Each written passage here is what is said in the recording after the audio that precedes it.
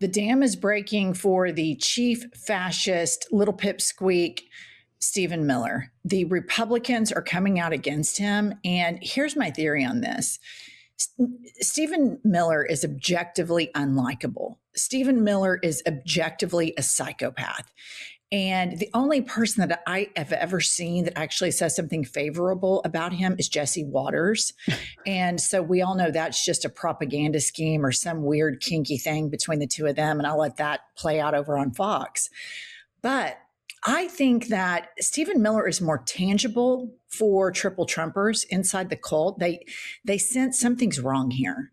Our leader's old and frail, and they've loved this guy, like really loved this guy for 11 years. Like they have broken every single moral code within themselves to support an objectively broken, incompetent, narcissistic man that wears a full face of makeup. But Stephen Miller is somebody tangible that you can dislike. And so you're starting to see the Republicans pile on. Pop this up. Republicans sound the alarm on fleeing Hispanics and come for Stephen Miller. I'm not afraid of you. So this is the Latinos for Trump gal, right? And she was doing all the salsa dancing with Trump. I will vote for Donald Trump and all of this stuff. Well, I don't know if they didn't see the signs at the Republican National Convention that said mass deportations now. We'll leave all of that up to the historians to chronicle. But obviously, they're coming after everybody. White people, Hispanic people in this country for centuries, they've been coming after Black people. And so we now live in this police state. And the architect of this police state is Stephen Miller. And Kristi Noem, they're trying to fire somebody over this situation in Minneapolis. And she's like, well, I just did what Stephen Miller and Donald Trump told me to do. So she's like, listen up, MFers. If you're coming after me, I'm taking you all down. And what we all have to realize is as abusive as these people in this administration are to us, they're that way with each other. This is the most toxic work environment on the planet. And Kristi Noem is such a narcissist. I mean, this is a gal who you can't even go to the airport now with her doing 15 costume changes on a screen at TSA.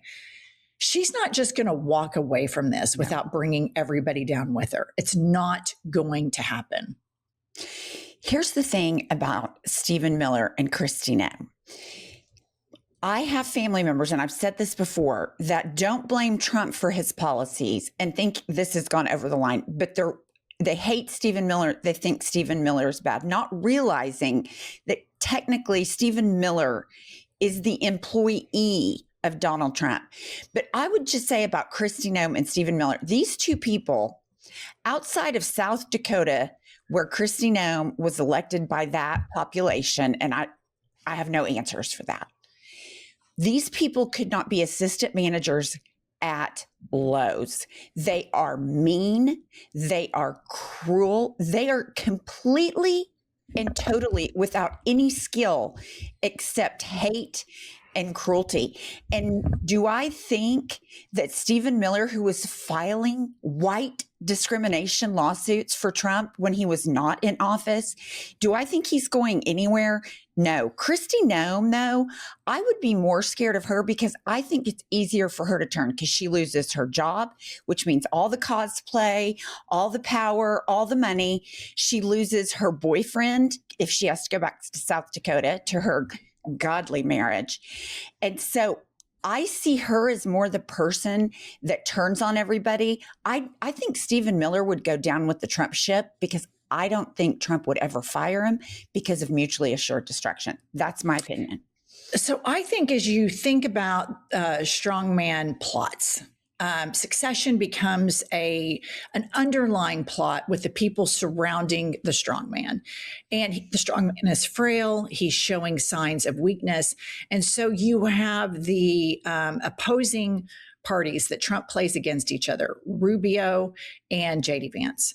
And Trump is very susceptible and falls prey to who's ever last in his ear. Timothy Snyder was on the podcast yesterday, and he said, you can tell when he's spoken to Putin on the phone because for 3 days, it's Russian propaganda talking points. So Stephen Miller has been sidelined from some meetings recently, and I think he will do it. I think he would cut off his left arm. I think he would cut off his penis.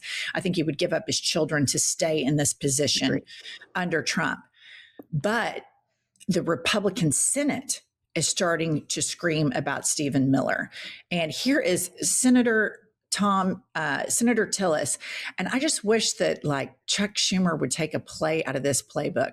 Play the clip. Called you a loser, I believe. I am thrilled about that. That makes me qualified to be Homeland Security Secretary and Senior Advisor to the President. So the question was, the president called you a loser today. And he said he was thrilled about that. And he said, like, basically he bashed Trump, bashed Kristi Noem, and bashed Stephen Miller. So this drumbeat about Stephen Miller, and because all of these people are so broken. They are so psychotic. This is such a toxic work environment. In Trump 1.0, guardrails were up, people resigned, leaks. Trump 2.0, first year, everybody's kind of stayed rock solid together. This fissure right here is going to manifest into some massive, delicious shit throwing between the sycophants surrounding Trump. Now, I want to bring something to everybody's attention that broke online last night from the BBC. So what is making people upset with Stephen Miller and Kristi Noem are these civilians getting shot. And then right after these civilians were executed and murdered, Stephen Miller comes out, Kristi Noem comes out and says they are domestic terrorists. Some footage from BBC has murder victim Alex Preddy 11 days prior with a confrontation with ICE. And I want you to play this clip. This is a moment the news movement filmed on January 13th in Minneapolis, showing a man who appears to be Alex Preddy interacting with federal immigration agents 11 days before Border Patrol shot and killed him. Our footage was analyzed by the... Okay. So this is 11 days prior. The BBC says they can confirm this. As you can see, Alex Preddy kicks an SUV. An agent comes out, tackles him. They don't arrest him, and they go off. Everybody goes along their way. Of course, the right-wing media echo chambers, and Trump last night lie truthed or whatever, a post that said Alex Preddy was a domestic terrorist. And I just want to say, kicking a SUV, not a good look, not peaceful protest, but does not warrant murder. And if anything, to me, this gives ICE agents, there was reporting a few days ago that ICE agents had him on a list and they were targeting him. It gives ICE agents premeditation. There is no world where you live in a democracy where you kick a taillight on a truck that you deserve to be shot and executed and have 9 bullets unloaded into your back. So here is how the right wing responds to this. Put up Megyn Kelly's tweet. Alex Preddy was itching for another confrontation with Border Patrol, whom he'd been stalking, harassing, and terrorizing. He had been victimizing them. His felonies are on tape. He was reckless, and it cost him his life. Find another poster boy, illegal loving leftists. And that last statement there, illegal loving leftists. This is what all of this is for Megyn Kelly and for everybody on the right wing. That people on the left, their narrative is that we're terrorists, we're Antifa, we love illegals. And there's no sense of humanity anywhere.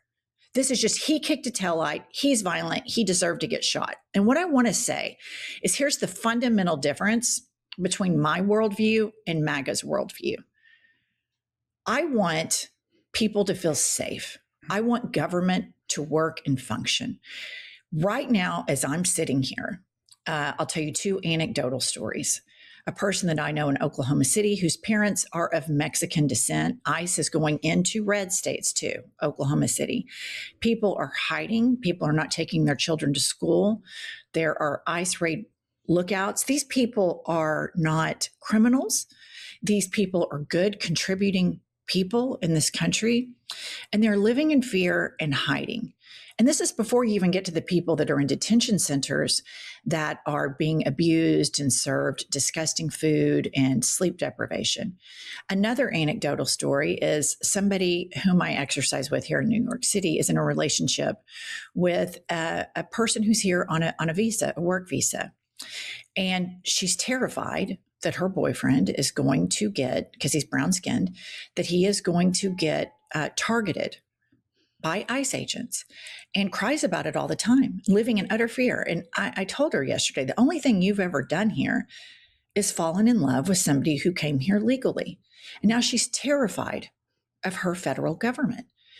And for the Megyn Kellys and for the people on the right wing, this sort of recreational cruelty is exciting for them, knowing that people are scared and that they are promoting terror and abusing people and promoting chaos. It excites them. And that's the difference.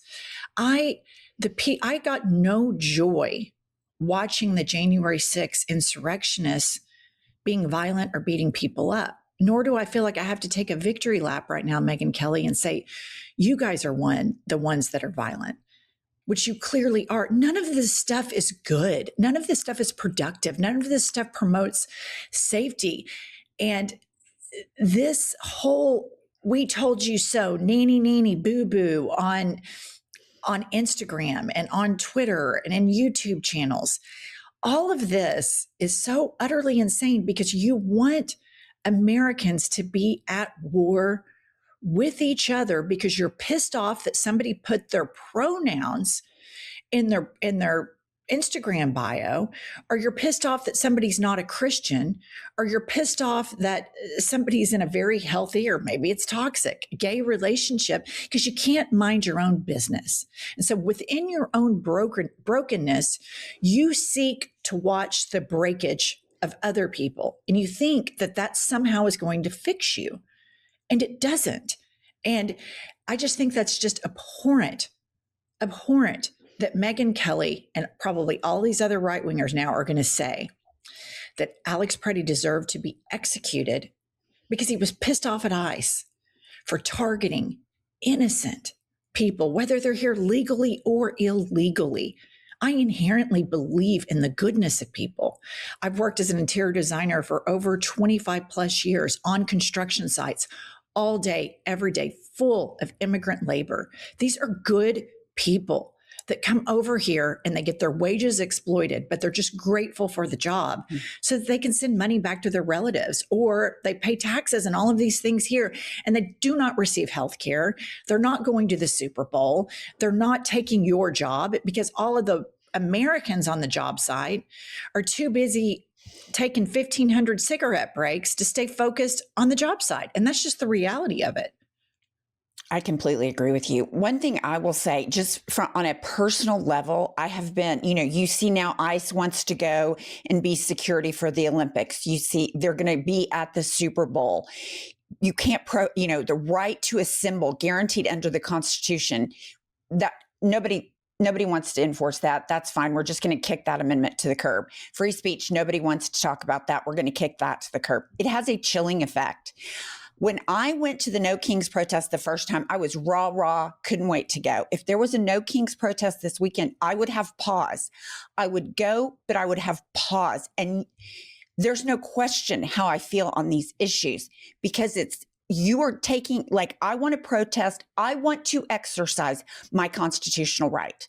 While I am protected under the Constitution, and then you have to take a clear-eyed view. They're killing people for exercising their constitutional right. That's it.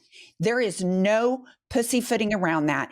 And Megyn Kelly, isn't she a lawyer? Kicking a car is never a felony. I don't care what state or county or federal government you're in. Kicking a car, bitch, is not a felony. And just the insanity that these are the January 6th insurrection party supporters that beat up cops, that wanted to hang Mike Pence, that wanted to kill Nancy Pelosi, that took a shit in the Capitol and rubbed their feces all over the Capitol floor. I mean, just some weird, violent, messed up shit. And the ability to just, oh, we're the party of peace and we're the party of the Constitution. And they're just so intellectually dishonest. They're such liars. I mean, all day, every day. Americans need to understand that the right-wing MAGA party and right-wing MAGA Christians wake up every single day and lie. They lie so much that they start believing their lies. This is a party built on lies where they suck up to billionaires. The billionaires right now that are dismantling the United States of America on purpose. They want a top-down rule. These people have no sense of this is a great country. I need to feel appreciative. I want other people to live freely. They don't have those feelings. And then they have propagandists and psychopaths like Megyn Kelly who go along and propagandize these ambitions of theirs, these diabolical ambitions. And a lot of these top tier companies that have received tax breaks since Trump 2.0 and the BBB and have received all of these deals with the administration, they have fired thousands of people this year. Thousands. Tax breaks don't grow the economy. It's such a lie. All of these fiscal conservative Republicans, the evidence is there and they know it on the inside, but their racism and their homophobia supersedes any sense of morality that they have. And it is a cancer in this country, how these lies have been propagated and how the Democratic Party has not attacked harder at this narrative of calling these people out for as morally bankrupt as you can get, valuing money over human beings. And that is the ethos of the Republican Party. And just to show you this, just to exemplify this, here's my gal, Molly Jong Fast, with a deadpan tweet. And this is a graph of the total funds provided for ICE by fiscal year. And Molly says, personally, I think it's too much money to give to Trump's private militia. And if you see 2017 to 2024, the graph, for those of you that are listening, incrementally, maybe just a little bit goes up. And it doesn't even reach 20 billion a year. In 2025, this last year, the funding for ICE is up over $80 billion. Wow. And the data behind this is all of the people that are making money off of this are Stephen Miller style psychopaths. So Stephen Miller has quotas that these ICE agents, you need to arrest this many people per day. Well, why would you have a quota like that? Wouldn't you just want to follow the law and say, if this person is here illegally and has committed crimes, then they are detained? That's not what this is about. They see these people as dollar signs. And so they want to move them through the private prison complex because all of these people surrounding Trump are making billions of dollars. And all of these companies are on the New York Stock Exchange. So a lot of Americans unwittingly are funding this. You have to follow the money with these people. The people that are taking your jobs are not immigrants. When you dismantle the immigrant population, the workforce, the labor force of this country, a country built on immigrants, our economy is going to flatline. So that's one issue. Number two, the more and more Trump provokes Europe by being obsequious to the needs of war criminal Vladimir Putin, Europe has a nuclear option where they can dump treasuries. And I think, listen, people have been way too soft on this man for my taste, but it's abundantly clear that he is more aligned with the wishes of the failed state of Russia and the war crimes and the style of government, the dictatorship that Vladimir Putin has. And so for all of the fiscal conservatives that pray every night, you go to your church on Sunday and you think your white suburban life is just perfect, this will affect you too. And this is what's so fucked up about so many Americans. They will never give a shit about other human beings until their 401ks are upside down. And lastly, I want to leave you with this. The little 5-year-old, Liam Ramos. So remember, billionaires are making money off of torturing and abusing people.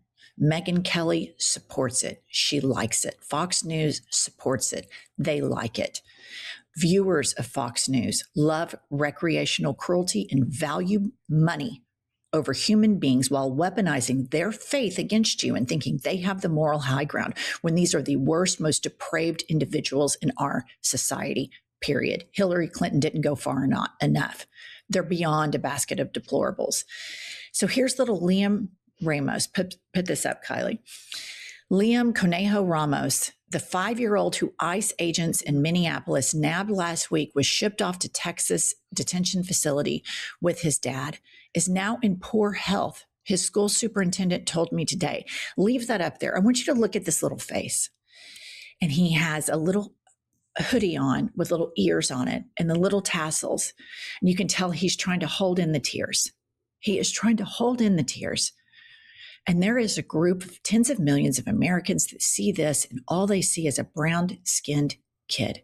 The people who claim to love Jesus the most, like Moses Mike Grinder Johnson, the people who weaponize their faith in the most diabolical nature imaginable, they see this and they feel nothing. And so when you see the video of Alex Preddy kicking an SUV, that is a man using his privilege to stand up for little kids like that. And I don't expect the Megyn Kellys and the Fox News crowd and the megachurch grifters to understand that.